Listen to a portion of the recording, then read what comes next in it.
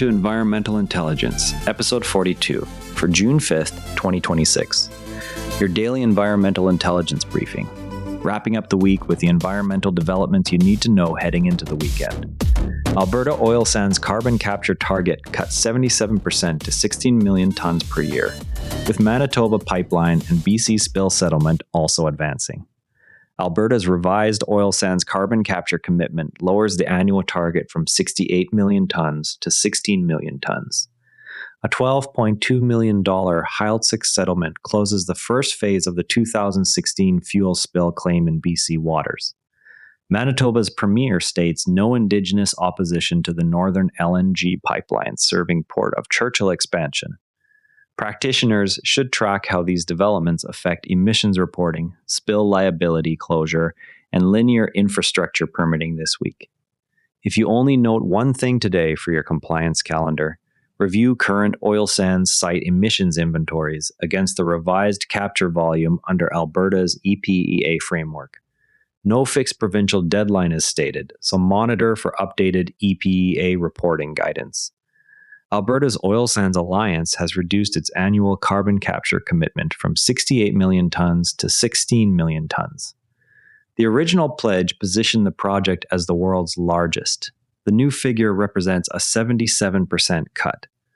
This adjustment directly affects how operators calculate and report Scope 1 emissions under Alberta's EPEA framework and any linked federal offset protocols. Consultants preparing annual compliance reports or updating site-specific risk assessments must now reconcile prior modeling assumptions with the lower capture volume. Next steps include watching for revised ministerial guidance on measurement, reporting, and verification requirements. No implementation timeline was provided in the announcement. The Athlia Gwaii Legacy Renewables Grant supports clean energy projects in Haida Gwaii territory. Funding criteria emphasize local ownership and emissions displacement. Applicants must demonstrate alignment with federal and provincial clean energy objectives. No application deadline is stated in the notice. The Heiltsuk Nation completed the first stage of a multi-part settlement with the company responsible for the 2016 tugboat fuel spill. The $12.2 million payment addresses initial damages from thousands of liters released into territorial waters. Remaining phases will address long-term monitoring and restoration obligations. Premier Wab Canoe stated there is no Indigenous opposition to the proposed LNG pipeline serving Port of Churchill expansion. The project falls under Manitoba Environment Act licensing and federal impact assessment processes. Routing and permitting timelines remain unchanged by the statement. Methane oxidizing bacteria in freshwater systems increase consumption rates in response to warming, but cannot exceed the accelerated production rate. This results in net emission increases. The finding is based on natural warming experiments and has direct relevance to site-specific greenhouse gas flux modeling at Canadian wetland or lake-adjacent contaminated sites.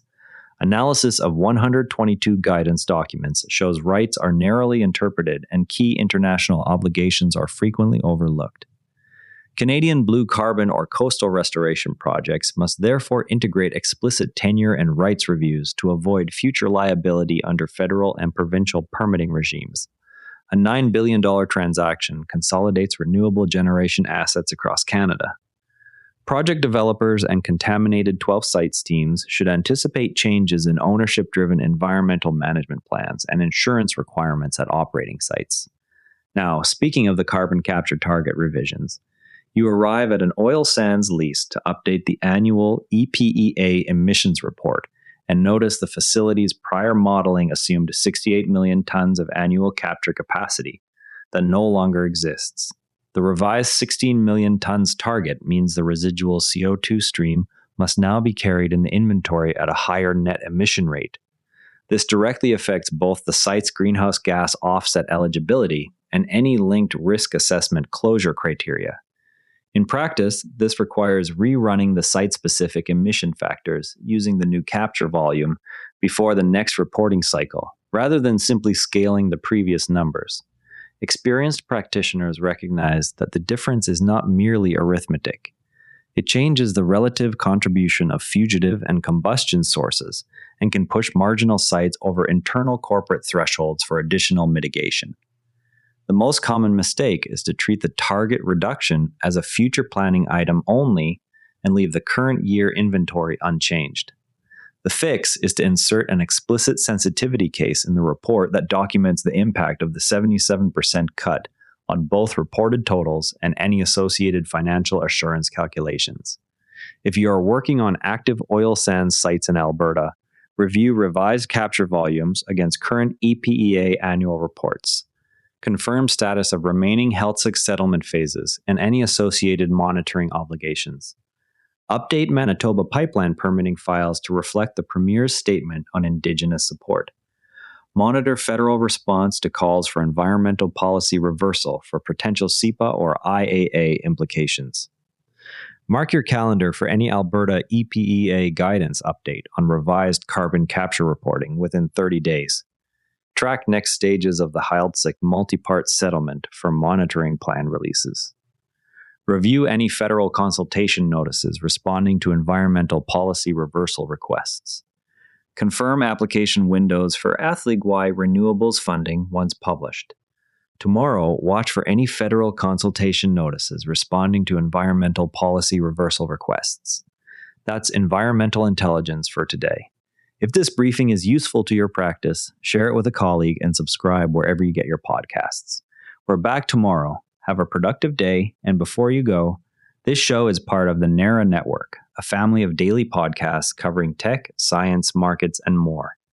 If you enjoyed today's episode, give Tesla Shorts Time a listen. Your daily deep dive into everything Tesla. You can explore the whole lineup at naranetwork.com. This episode used AI voice synthesis of my voice. Editorial selection and analysis are my own.